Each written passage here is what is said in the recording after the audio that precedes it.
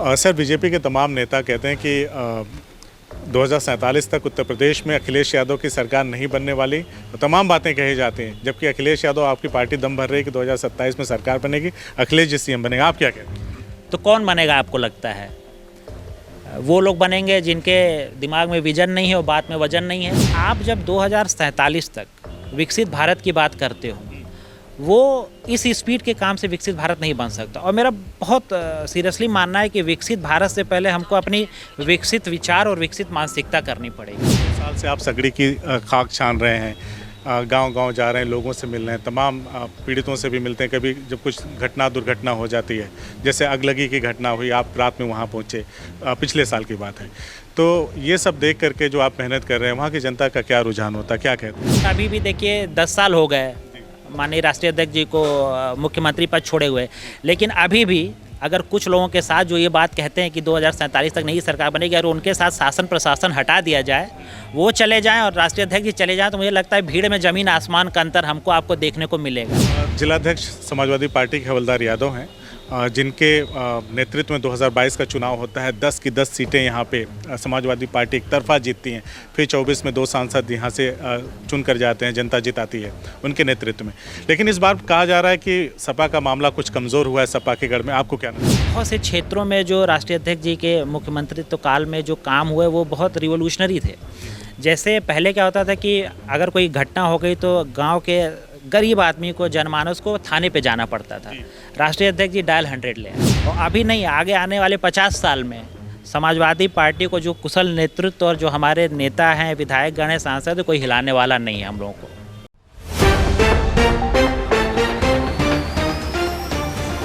सफ़र में धूप तो होगी, जो चल सको तो चलो। सफ़र में धूप तो होगी, जो चल सको तो चलो। नई ज़मीन है, नया आसमां बनाएंगे। ज़मीन तो नई है, लेकिन नया आसमान बनाने की ज़िद एक व्यक्ति को कुछ इस कदर हुई कि वो आजकल सगड़ी की खाक छान रहे हैं। हम बात कर रहे हैं आजमगढ़ ज़िले के मशहूर डॉक्टर अमित सिंह जी की, जो सगड़ी विधानसभा से अपनी राजनीतिक संभावनाओं को तलाश रहे हैं। और कल एक बेहद महत्वपूर्ण कार्यक्रम इन्होंने ऑर्गेनाइज़ कर रखा है, होली मिलन समारोह, जिसमें पूर्वांचल के कद्दावर नेता ओम प्रकाश सिंह यहाँ पे आ रहे हैं, जो कि पूर्व मंत्री हैं, समाजवादी पार्टी के रह चुके हैं और वर्तमान में विधायक हैं। तो कल उनका भी आगमन है इस होली मिलन समारोह में। तो हमने सोचा कि क्यों ना डॉक्टर साहब से मिलकर के बातचीत की जाए और समझने का प्रयास किया जाए कि इतना शानदार कैरियर सब कुछ होते हुए आखिर राजनीति की धुन क्यों सवार हुई।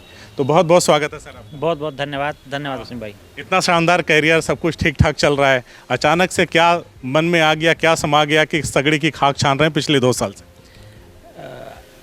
जब हम लोग बाहर जाते हैं तो वहाँ जाके जो लोगों का जीवन स्तर है, जो वहाँ के हॉस्पिटल्स हैं, जो कॉलेजेस हैं, जब हम लोग ये देखते हैं तो हम लोग को एक इन्फीरियरिटी कॉम्प्लेक्स कह लेंगे कि आता है कि हाड़ मास के लोग तो ये भी हैं, फिर कैसे, चाहे सिंगापुर हो, चाहे यूएई हो, चाहे यूरोपियन कंट्री हो, यूएस हो, कि ये लोग कैसे आगे इतना चलेगा और हम लोग नहीं जा पाए।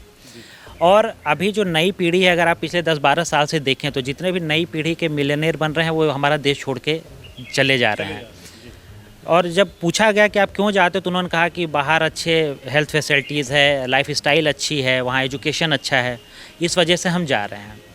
तो मेरा ये मानना है कि आप अगर कोई चीज़, आपके सामने कोई समस्या है, तो या तो आप रो सकते हो उस पर, और या तो आप कोशिश कर सकते हो। एक धूल का कण ही बन के वो चिड़िया जैसे वो आग बुझाने के लिए वो पानी ले जा रही थी, उसका अपना प्रयास, तो वो अपना प्रयास एक हम लोग को करना चाहिए।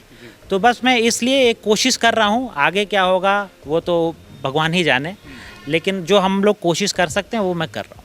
आपकी पार्टी के राष्ट्रीय अध्यक्ष, समाजवादी पार्टी से आप कोशिशें कर रहे हैं, जो आपकी पार्टी के राष्ट्रीय अध्यक्ष हैं, कमोवेश स्थिति यही उनकी भी है। वो बाहर जाते हैं, बहुत सारी चीज़ों को वहाँ देखते हैं, और जब मुख्यमंत्री होते हैं 2012 से 17 के दरमियान, तो उत्तर प्रदेश में बहुत सारे विकास के नए आयाम स्थापित करते हैं। तो ये सोच जो है आपकी उन्हीं से प्रभावित है या क्या? मैं बहुत खुशकिस्मत कहूँगा अपने को कि 2021 में माननीय राष्ट्रीय अध्यक्ष जी मेरे हॉस्पिटल पे आए थे। तब हमने पहली बार आजमगढ़ का पहला कैथ लैब उद्घाटन किया था, और उस एक मुलाकात ने मुझे बहुत इम्प्रेस किया। और मैं इतना भाग्यशाली था कि यहाँ पे राष्ट्रीय अध्यक्ष जी लगभग 40-45 मिनट थे हम लोग के हॉस्पिटल में, और बहुत सी चीज़ें मैंने उनसे बात की। और एक आदमी का होता है ना कि दिमाग में विज़न होता है, वो विज़न आपको प्रभावी करता है।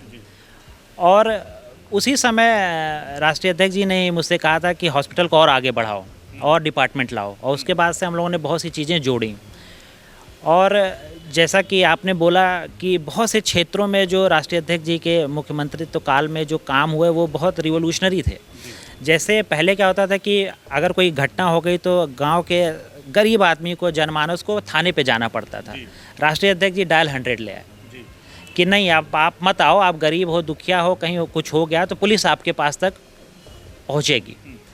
उसके बाद एक्सप्रेसवे, हम सब जानते हैं कि जिस क्वालिटी का एक्सप्रेसवे लखनऊ से आगरा तक का है उस क्वालिटी का एक्सप्रेसवे नहीं बने हैं, और जो भी बने हुए हैं। इसके बाद फिर चाहे आपका इकाना स्टेडियम हो, फिर या तो जो पैलेशो माल वाला एरिया है, तो आप देखते हो तो एक आपको विज़न दिखाई देता है कि आदमी जो है कैपिटल इंफ्रास्ट्रक्चर, एक फिजिकल इंफ्रास्ट्रक्चर के लिए काम करना चाहता है। हमारे आजमगढ़ में मेडिकल कॉलेज खुला, यहाँ पे कमिश्नरी बनी। खैर आजमगढ़ का तो जो भी विकास है, यहाँ की सड़कें चौड़ी हुई, जो चौराहे हैं उनका अच्छे से निर्माण हुआ। तो आजमगढ़ के तो बहुत से काम जो हम लोग देखते हैं वो हम लोग के सामने सपा गवर्नमेंट में ही हुए। और अभी अगर आप 10 साल से देख लो तो आजमगढ़ में अगर आप देखोगे कि 10 साल में क्या काम हुआ, तो 10 साल में काम के नाम पे आप देख सकते हो एक सुहेल देव विद्यालय आप देख सकते हो। इस गवर्नमेंट की बात कर रहा हूँ, क्योंकि आदमी ने कोई काम किया तो बोलना ही चाहिए उसको। और एक हरिहरपुर वो देख सकते हैं।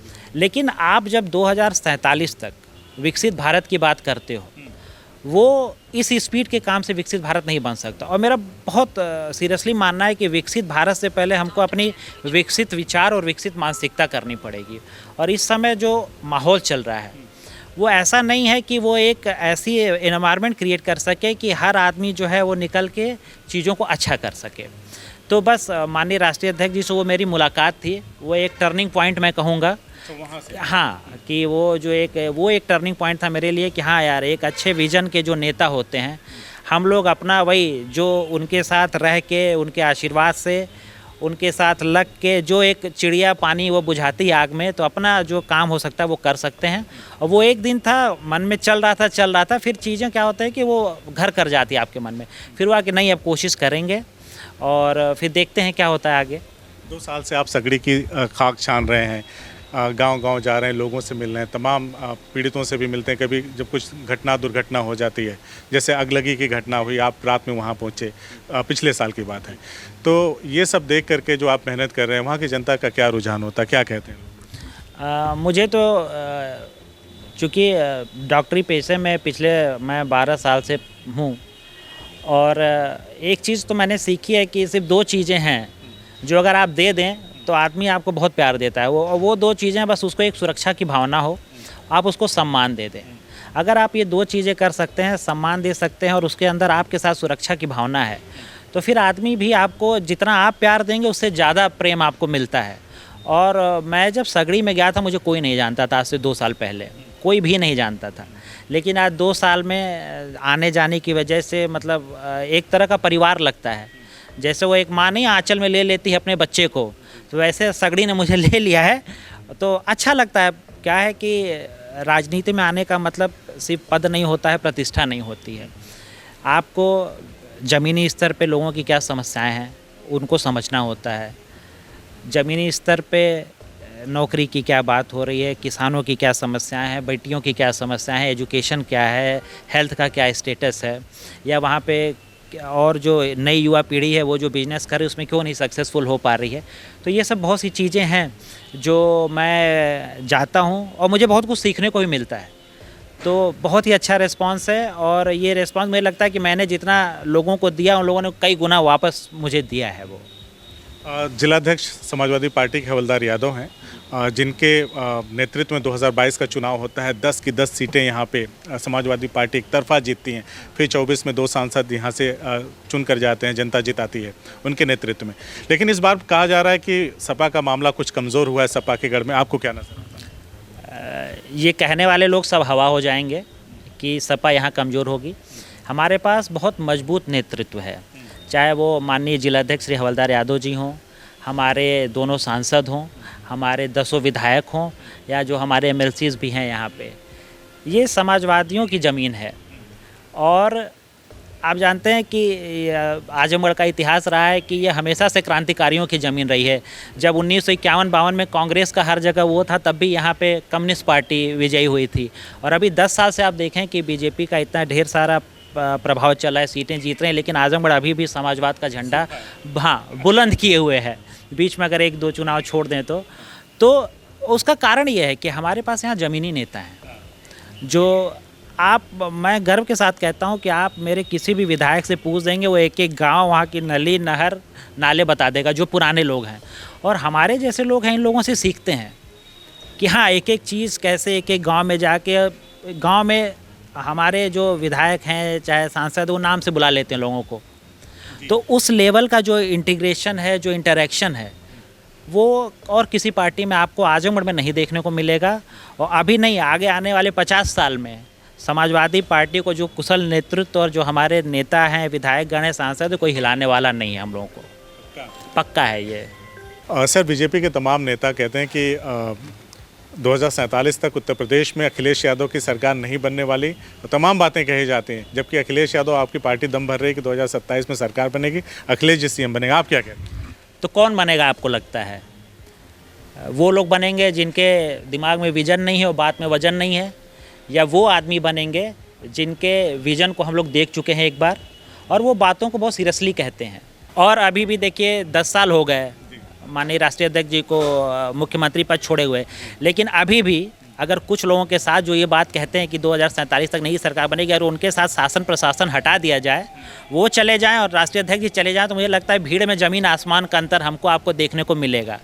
वो एक जो प्रेम है उनके लिए वो दिखता है। वो हम लोग की भीड़ वो पैसे वाली नहीं रहती है, पानी और खाने वाली है। हम लोग की भीड़ वो अंदर से प्यार जो है उनके लिए वो दिखता है हम लोग को।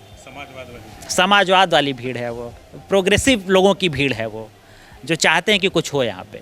चलिए, मेरा आखिरी सवाल कल के आपके कार्यक्रम से जुड़ा हुआ। पूर्वांचल के कद्दावर नेता ओम प्रकाश सिंह आ रहे हैं, और कितने लोगों की भीड़ जुटने की उम्मीद है? कब से कार्यक्रम और कहाँ पे? ये कार्यक्रम हम लोग जीएनपुर में गोल्डन मैरिज हॉल में कर रहे हैं, और हम लोग को लगता है कि 7 से 10 लोगों की भीड़ रहेगी कल। और होली मिलन का समारोह हम लोगों ने पिछली बार भी किया था और इस बार भी कर रहे हैं। और एक ये बहाना हो जाता है, मौका हो जाता है कि जो हमारे सभी जो पुराने नेता हैं, जो नए हमारे बूथ स्तर के लोग हैं, और भी जो हमारे जानने वाले लोग हैं, एक एक गांव से और अगल बगल के ज़िलों से, क्षेत्रों से, सब मिलते हैं और एक साथ प्यार सौहार्द हो जाता है, हंसी मजाक हो जाता है। तो इसलिए कल का ये प्रोग्राम ऑर्गेनाइज़ किया है। और माननीय पूर्व मंत्री माननीय ओम प्रकाश सिंह जी वो हम लोग के बीच में कल रहेंगे, विजय लाल यादव जी भी रहेंगे। तो ये हम सब लोगों के लिए एक मेल जोल का, प्रेम और सौहार्द बढ़ाने का एक बहाना सा है। तो कल उसी लिए एक होली मिलन समारोह का हम लोगों ने कल वो एक ऑर्गेनाइज़ किया है उसको। बातचीत करने के लिए बहुत बहुत शुक्रिया। बहुत बहुत धन्यवाद सिंह। CIB इंडिया न्यूज़ की सभी खबरों को देखने के लिए लाल रंग की बटन को दबाकर चैनल को सब्सक्राइब जरूर करें, घंटी जरूर दबाएं ताकि हमारी सभी खबरों के नोटिफिकेशंस आप तक पहुंचते रहें।